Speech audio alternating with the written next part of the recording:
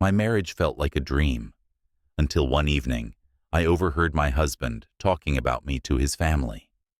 At first, I thought it was just a casual conversation, but the words I heard broke my heart into pieces. Subscribe to Stories Unfolded for more stories of love, heartbreak, and the unexpected twists life throws our way. This one will leave you speechless. When I married Matthew 3 years ago, I thought I had found my happily ever after. Matthew was everything I had ever dreamed of in a partner. Kind, funny, supportive, and, most importantly, someone who made me feel truly seen. He had this way of making the world feel lighter, like no matter what challenges came our way, we could tackle them together. Our life was simple but fulfilling. We lived in a modest home, spent our weekends trying new recipes in the kitchen, and planned long evening walks to discuss our hopes and dreams. Matthew was close to his family, which I loved. His parents, Claire and Jim, often invited us over for Sunday dinners, and his siblings, Josh and Hannah, always made me feel like part of the family. At least, that's what I thought. I had no reason to question Matthew's love for me, and his family always seemed warm and welcoming. But looking back, there were moments, small, fleeting ones, that now feel like cracks I had ignored. Little comments from his mother about how I should have learned how to make his favorite casserole, or jokes from his brother about how Matthew had settled down too quickly. I brushed them off at the time. After all, no family is perfect, right? But nothing could have prepared me for what I overheard that night. Words that would change the way I saw not only my husband, but also the family I thought I had become a part of. It was a quiet Thursday evening, and Matthew was on the phone with his family. I had just finished folding laundry upstairs when I heard his voice coming from the living room. Normally, I wouldn't think twice about it. Matthew often called his parents or siblings to check in and chat about their day.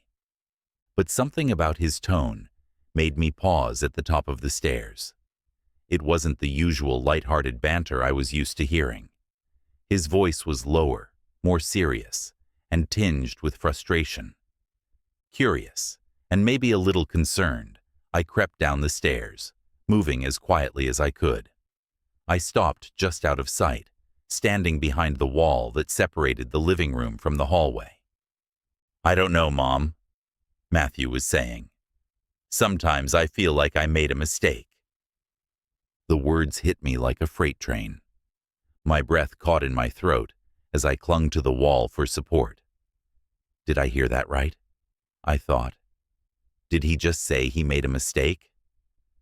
Claire's voice came through the speakerphone, calm but firm. "Well, honey, it's not too late to fix it. You're still young, and these things happen. Nobody would blame you if you wanted to move on." Move on? I felt a lump rising in my throat as tears pricked my eyes. "Yeah, but it's not that simple," Matthew replied. "I mean, I care about her. She's a good person, but—" He trailed off, and the silence that followed was deafening. "But she's not the one," Claire finished for him, her voice dripping with certainty.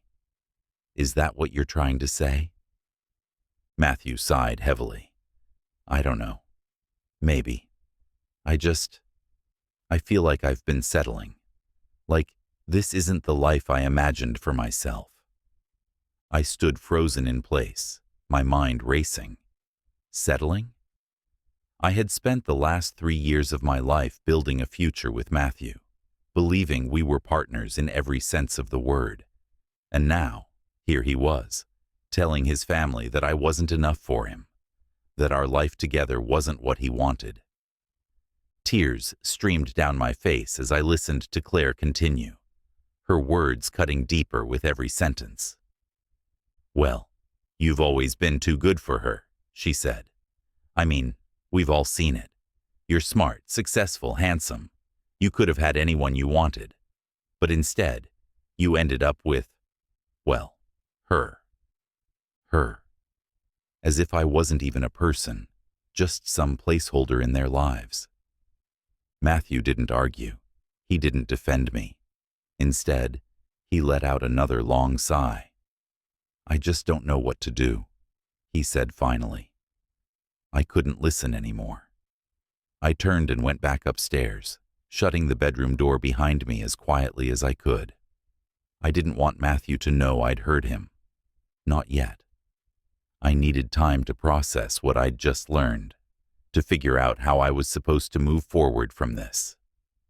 That night, as I lay in bed pretending to be asleep, I replayed his words over and over in my head.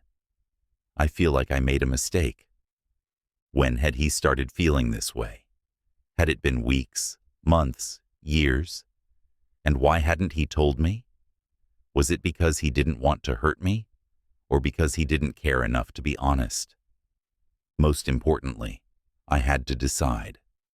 Was this something we could come back from, or had he already given up on us completely? The following morning, I woke up with a pit in my stomach. I had barely slept, my mind consumed with replaying Matthew's words and the cold, cutting tone of his mother's voice. As I stood in the kitchen making coffee, I knew I couldn't let this fester.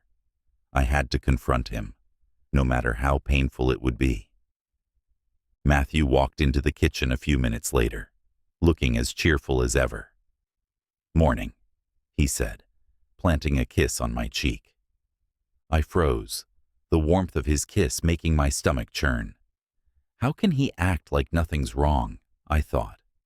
How can he smile at me when he's telling his family I'm not the one? "Morning," I replied curtly, my voice betraying my emotions. Matthew paused, giving me a concerned look. "You okay? You seem upset." I turned to face him, crossing my arms. "I'm upset because I overheard you talking to your family last night." His face went pale, the color draining from his cheeks. "What?" he stammered. "What are you talking about?" "I heard you, Matthew," I said, my voice trembling with both anger and hurt.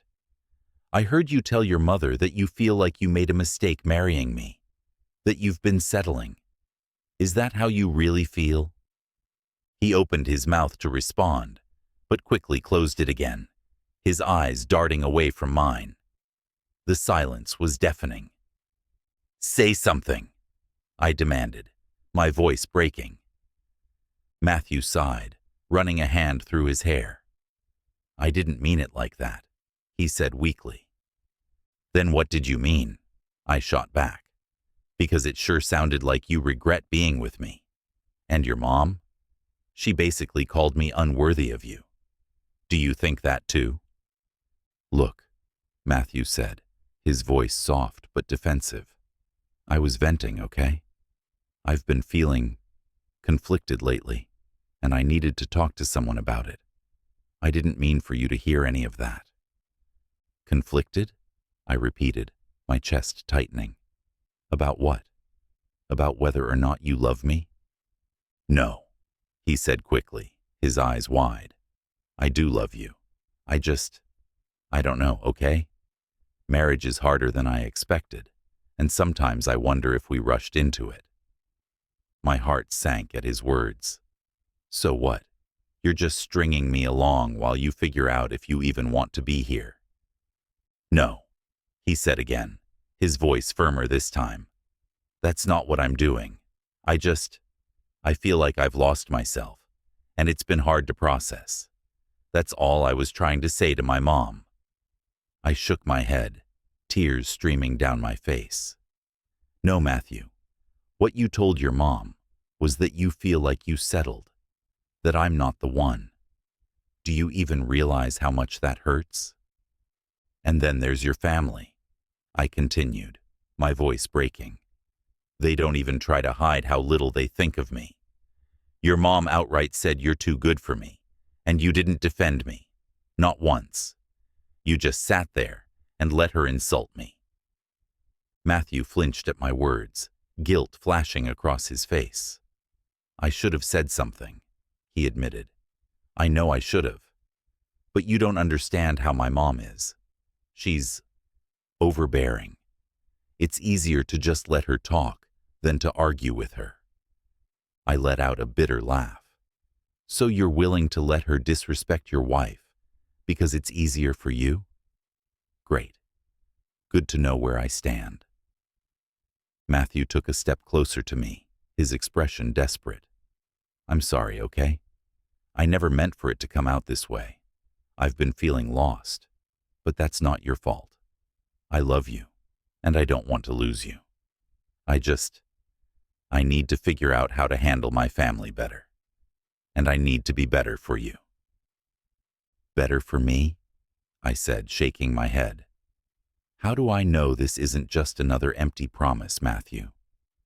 How do I know you're not going to turn around and tell your mom something else about me the next time you're upset?